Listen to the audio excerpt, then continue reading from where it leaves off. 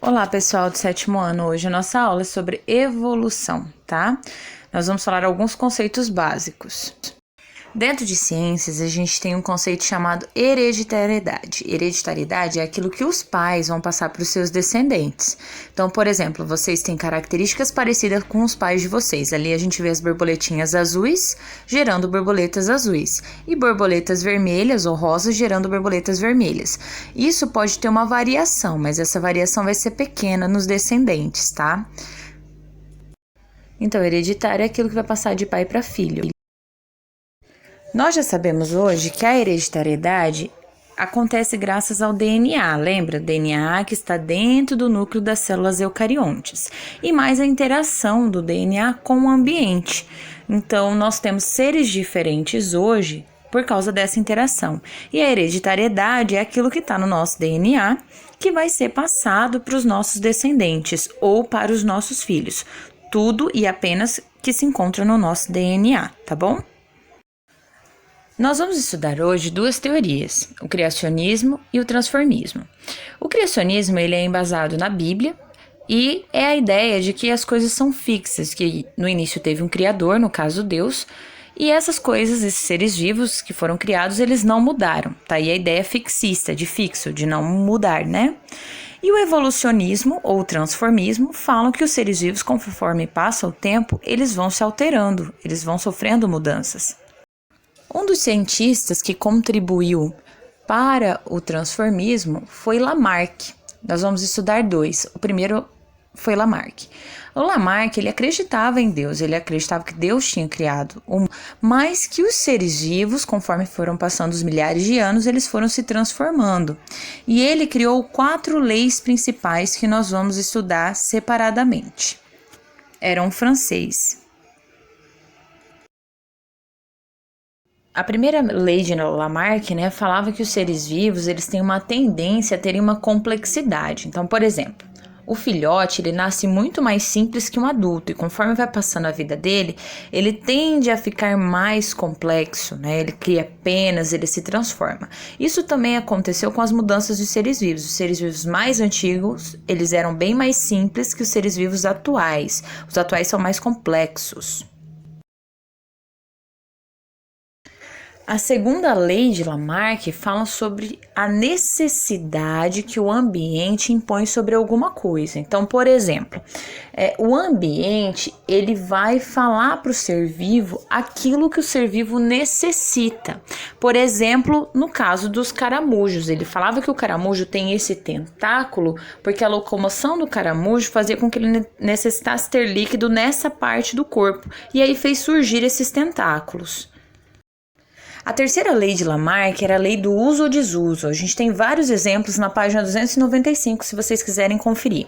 Mas no caso eu vou comentar da garça com vocês. A garça ela tem esse pescoço grande porque ela precisou utilizar muito esse pescoço. Então Lamarck acreditava que se você esforçava, se você tivesse um esforço sobre a parte do seu corpo, essa parte ia crescer. E se caso você deixasse de usar essa parte ela ia diminuir. Então lei do uso ou desuso. E a última lei de Lamarck falava que aquilo que a gente adquiria durante a vida, ou seja, lá na lei do uso e desuso, se você utilizava muito uma parte, essa parte se desenvolvia ou crescia, você passava isso para a sua geração. Então, por exemplo, as girafas. A girafa, ela foi esticando o pescoço dela, e o pescoço dela foi crescendo, e ela passava esse pescoço grande para os descendentes dela. Então, é a herança do que foi adquirido, que é passado para frente. Essa é a quarta lei de Lamarck. Os estudos de Lamarck foram muito importantes, mas ele teve algumas falhas. Por exemplo, algumas características elas não eram transmitidas para frente. Lesões, cicatrizes, amputações. Se a gente tem uma cicatriz, o nosso filho ele não vai adquirir essa cicatriz quando a gente tiver. Nem todas as estruturas que a gente utiliza vão crescer. Por exemplo, a pessoa que lê muito, o olho dela não é maior do que a pessoa que lê menos, Então hoje a gente sabe que não é assim que funciona, que essas características elas são transmitidas através do DNA. Outro cientista muito famoso, também transformista, foi Charles Robert Darwin, né? A gente conhece ele como Charles Darwin. Ele era um inglês e ele ficou 5 anos viajando num navio chamado Beagle, onde ele observou vários seres vivos, coletou vários materiais e fez vários estudos. E, inclusive, ele esteve aqui no Brasil durante esse período. Então, os estudos de Darwin, eles são um pouco mais complexos do que os estudos de Lamarck. Que só para vocês verem o mapa da viagem que ele fez. Então, ele conseguiu coletar material de todos esses lugares. Charles Darwin, ele conseguiu coletar alguns fósseis e analisando esses fósseis, por exemplo, o fóssil da preguiça gigante, ele conseguiu concluir que esses animais que viveram, né, e são extintos hoje, eles eram muito diferentes dos animais viventes, dos animais atuais. Mas ele conseguiu achar algumas semelhanças. Por exemplo, a preguiça gigante, ela é parecida com a preguiça atual. Então, ele relacionou esses animais sendo ancestrais ou antepassados dos animais que existem hoje. Em Galápagos, que é um arquipélago, na verdade, um conjunto de ilhas, ele observou várias aves. E aí, ele observando essas aves, ele viu que em cada ilha tinham aves de espécies diferentes. E que essas espécies, elas eram parecidas com as espécies do continente. Então, elas tinham diferenças, mas elas também tinham algumas semelhanças. E ele viu isso através, principalmente, dos bicos dessas aves. Essas aves a gente chama de tentilhões. Os tentilhões, eles eram diferentes principalmente, pelo formato da cabeça e o bico. Ele chegou à conclusão, então, que essas espécies, elas eram descendentes das espécies que tinham no continente, ou seja, elas vieram depois, até porque as ilhas surgiram depois.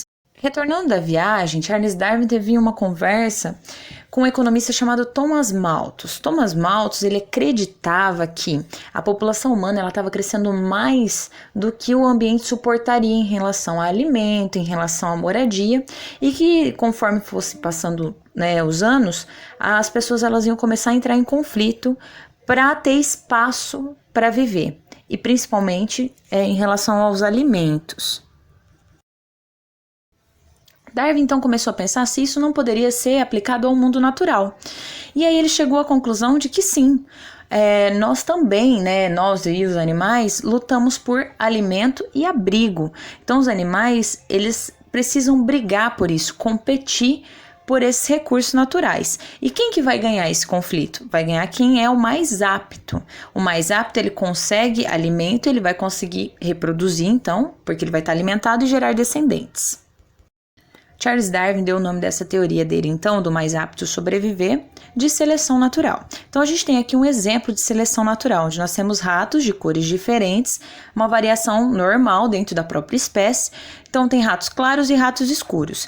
Só que essa ave predadora, ela consegue observar de longe o rato que é claro, e ela vai começar a predar mais o rato claro. Então, o rato escuro é o que vai conseguir sobreviver e, com isso, reproduzir. Outro exemplo de seleção natural seriam dos besouros. Então, eu tenho aqui variação da coloração dos besouros, e um predador que ele come, o besouro mais visível. Então, no caso, ali é o besouro que apresenta a cor verde, porque o que vai apresentar a coloração marrom, ele vai conseguir se camuflar naquele local. Então, essa ave não consegue enxergar, logo, esse que está camuflado consegue sobreviver e reproduzir. Então, eu tenho aí a população inicial de besouros, que tinham besouros verdes e marrons. Aí, o pássaro começou a se alimentar dos besouros verdes e no final eu tenho muito mais besouro marrom do que verde. Por quê? Os verdes acabaram morrendo e os marrons sobrevivendo. Marrom reproduzia com marrom e esse gene, esse DNA dessa coloração marrom era passado para frente. Então, começou a ter mais besouros marrons do que verde no final. Então, na seleção natural, vai conseguir reproduzir, sobreviver aquele que está apto àquela situação. Então, independente da situação. Aí eu tenho um grupo de borboletas, e eu tenho os recursos limitados. Eu tenho falta de alimento, o habitat não tem espaço para todo mundo, tenho falta de parceiro para reproduzir. Então, quem conseguir driblar tudo isso daí e sobreviver, consegue reproduzir e vai passar a sua genética para frente. Ele é o mais apto, nesse caso. Então, aí no caso, né, da seleção natural, resumindo, nós temos ali a variabilidade dentro de uma população, então eu tenho uma espécie onde eu vou ter, né, indivíduos maiores, menores, com colorações diferentes. Ocorre alguma coisa no meio que vai selecionar um grupo daqueles. Ali no caso, ó, as bolinhas, elas são vermelho escuro e vermelho claro. No caso, amarelo e laranjado não foram selecionados por algum motivo. E aí eu tenho, né, a sobrevivência dos mais aptos àquela situação ali. Vamos comparar agora então as duas teorias, de Lamarck e de Darwin, usando um exemplo que os dois gostam, né? E os livros trazem muito, que é no caso o pescoço da girafa. No caso de Lamarck, Lamarck falava que o hábito da girafa ter que ficar esticando o pescoço ou utilizando esse pescoço fez com que esse pescoço crescesse. E no caso de Darwin, ele falava que não, que tinham girafas com pescoço grande e pequeno, só que a girafa com pescoço grande, ela estava mais apta a sobreviver e ela acabou sobrevivendo e reproduzindo. Essa teoria de seleção natural de Darwin, naquela época eles não conheciam ainda o DNA. Então hoje existe uma teoria chamada teoria sintética da evolução, que pega essa teoria da seleção natural, coloca alguns conhecimentos que hoje a gente tem sobre DNA, hereditariedade e criou uma nova teoria que a gente chama de teoria sintética da evolução, que seria a seleção natural com mais alguns conhecimentos que nós temos hoje. Agora a gente vai falar um pouco sobre especiação. O que é especiação? É a formação de uma nova espécie. Como se formam essas espécies, né? Como surge uma nova espécie? A gente já falou que espécie, o que eu considero espécie? Quando dois organismos conseguem reproduzir e esse descendente ainda é considerado fértil, lembram? Vou explicar isso usando esse exemplo das mosquinhas para vocês. Então, eu tenho ali a espécie 1 de mosca, que tem uma variação normal. Por algum acaso, ocorre um isolamento geográfico, ou seja, essa população de mosca é separada. Elas ficam separadas, aí no caso eu coloquei por um rio, né? Então, eu tenho a população B e a A. Conforme vai passando o tempo, a seleção natural, ela atua de forma diferente dos dois lados desse lago, né? Desse rio. E vão gerar mutações ou diferenças em cada lugar. Então, de um lado, as moscas escuras foram selecionadas por algum motivo. Vamos supor, tinha mais sombra, então elas conseguiram se camuflar melhor. E do outro lado, as moscas mais claras foram selecionadas. Então, eu tenho essa variação da seleção natural. Passaram-se milhares de anos, deu origem a duas novas espécies de moscas, a espécie 2 e a 3. Elas não conseguem mais reproduzir entre si porque elas são muito diferentes agora. Outro exemplo aí, eu tenho, né, esse diagrama que a gente vai estudar mais pra frente, que chama cladograma. Eu vou ter essa espécie ancestral de borboleta, todo mundo observa ela, e aí eu tenho nessa variação, ou foi isoladas duas borboletas, duas populações de borboletas, umas que tem manchas para cima e outras que vão ter manchas para baixo na asa. Conforme foi passando o tempo, elas foram mudando, a seleção natural foi agindo de forma diferente e deu origem a outras espécies de borboletas. Bom, pessoal, a aula de hoje era isso. Eu gostaria que vocês lessem com calma as apostilas de vocês e fizessem os exercícios dessas páginas, 292, 293, 96, 301, 304, 305 e 306. Eu vou gravar um vídeo com a correção desses exercícios. Eu vou dar um tempo para vocês fazerem, mas eu preciso que vocês façam, que vocês exercitem, tá bom? E aproveitem esse tempo também para se dedicar um pouco às ciências. Qualquer dúvida, eu vou estar atendendo pelo meu Instagram, vocês podem me chamar pelo Facebook também, ou tem um link aí que vocês podem acessar, clicar nesse link e mandar diretamente pelo meu e-mail, se vocês tiverem qualquer dúvida.